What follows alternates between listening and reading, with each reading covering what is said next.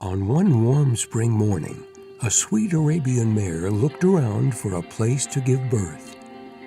Spring Orchid Melody, whose papa was a famous Polish Arabian named Epizod, lived on the 413 Ranch in Oklahoma. On that day, she had a feeling that her new soon-to-be-born foal was going to be something quite different and very special. She gave birth to a spirited little black filly who took her first awkward steps on May 23, 2013. Covered in a fuzzy baby coat, she wobbled about and stayed real close to Mom. Herzog Jan V.D. Padenstieg, a well-bred, handsome Frisian, was the papa. He had already sired many successful horses, both purebred and cross. When he sauntered across the farm, all the mares used to say, "What a stud!" The mating of these two produced a little half-Arab, half-Frisian black filly known as a sport horse or turbo Frisian, a supercharged little girl. She cavorted in the Oklahoma fields along with her family and friends. She was a very brave little girl and was unfazed by the fierce Oklahoma thunderstorms, which she took in stride. She was also very beautiful.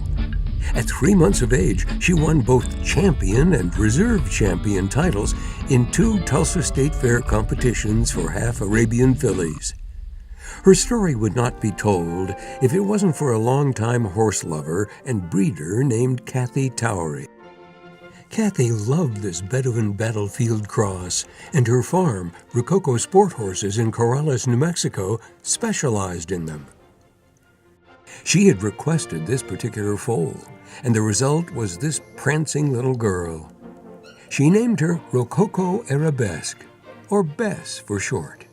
But that's my favorite name too, because the Arabesque is a Rococo term. It just suited her so perfectly. So she was named before she was born. And so one day, it came time for Bess to say goodbye to Mom and Dad, put her nervous little nose to the wind, and head for New Mexico.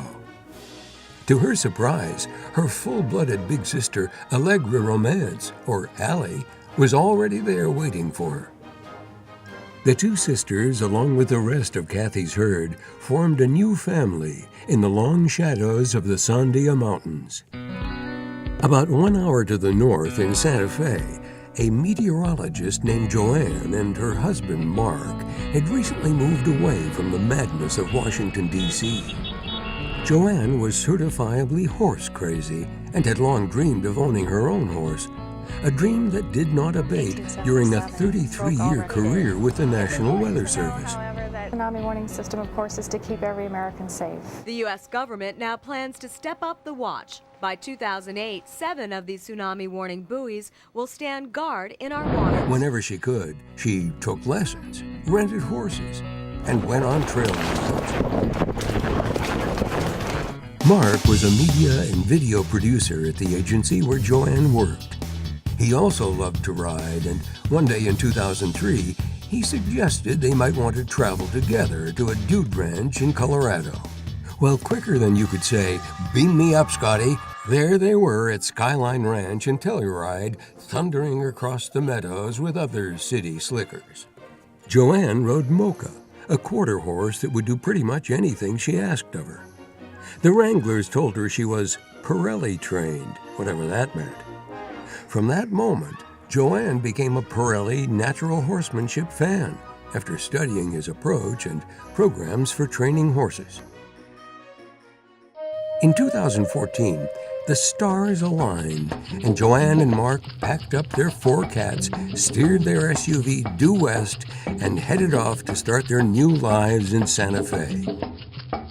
Joanne had been reviewing a site called Dream Horses online for a few years, but now she was getting serious.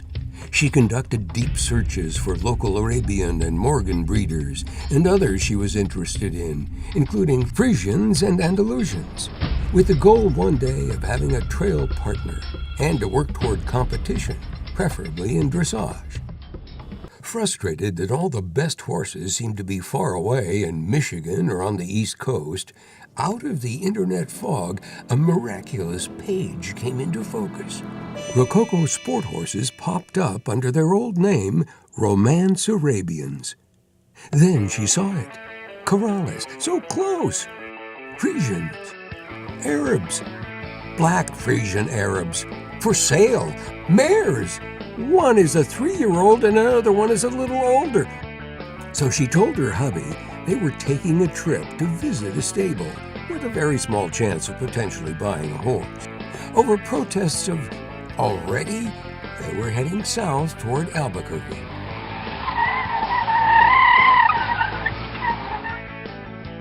Well, what I remember when you came to visit Joanne, you walked up to Bess, and Bess walked up to you, and then I didn't talk to you the rest of the time. I sat and watched how you guys had bonded so quickly, so instantly. So it was perfect.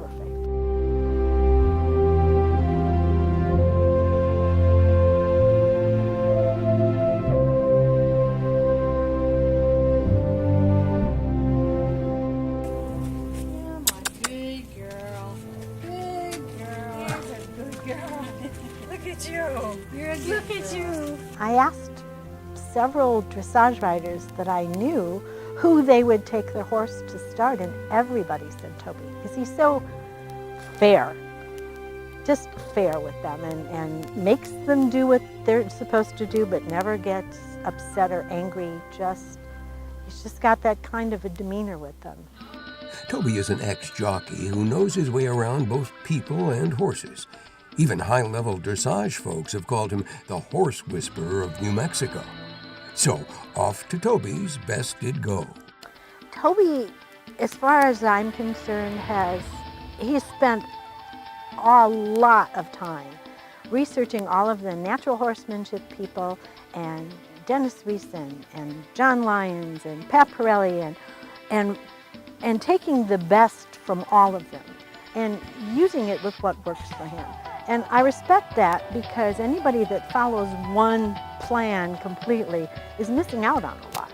So he was very careful to be sure that he took the things that worked for him easily and that he saw worked with the horses. So I think that's why he's done such a good job with it. And he's thorough. And I appreciate that as well. Yeah, good girl. When I started her, we gave her a foundation to fall back on. And that was the main thing, the foundation. After that, then we started advancing from the foundation.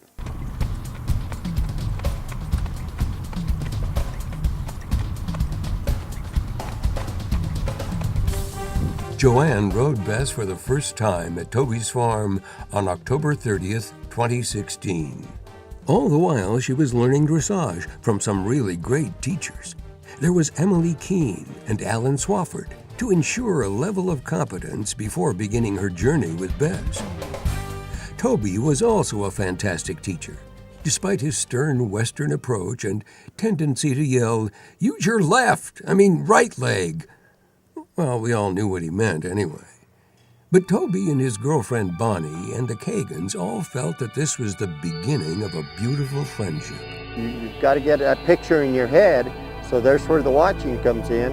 And then once that picture's in your head and you've listened to somebody and they've shown you, you can obviously see what the horse's reactions are and how the trainer's reacting with the horse, then you got to fill in that gap. It's basically just copy it.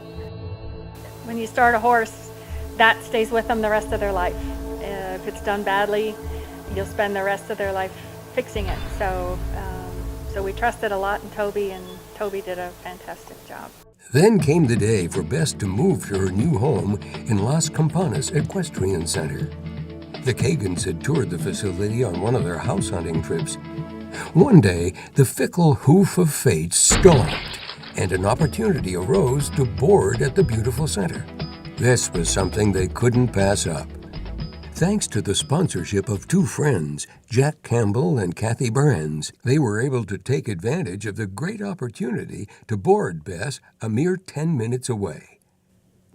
Now a new trainer is working with Bess, Eric Ott. Well, I started riding horses when I was about 4 in Nebraska. I climbed a fence and climbed over and jumped on a horse, and the owners were like, oh my God. And they're like, wait, he can actually ride it. So yeah, that's how I started. And I just have been riding Arabians ever since, and you know, just training and showing, and you know, can't stop. When she came here, I mean, all of her basic training was great. She had her walk, trot, canter down, but it was very fast. She likes to go. She's got a big motor, which is good. She's very willing and very smooth. Riding dressage and riding a young horse, you have to break some bad habits and learn a bunch of new stuff, and she's coming along great. On the trail, Bess is stellar. I mean, that's why I like her so much. I mean, she's fearless. Her attitude's great. And she translates that into the arena, which is awesome. She compares to other horses around her age. Like, she's pretty far above, I think, a lot of horses her age, I find, especially with her breeding, because she's, you know, part Arab, and you know, she could be super hot. She's not. I mean, she's got a lot of go and a lot of attitude, but it's good. It's workable. So the future looks bright for this pair, Joanne and Bess. As for Bess, she is sweet, mischievous, willful, stubborn, playful, and cooperative, sometimes all at the same time. But when she runs and is free, it's pure poetry. As for Joanne, every time she's on her girl, time slides away. The focus becomes two beautiful creatures moving together, and dreams are suddenly real once more. Some things really are worth waiting for.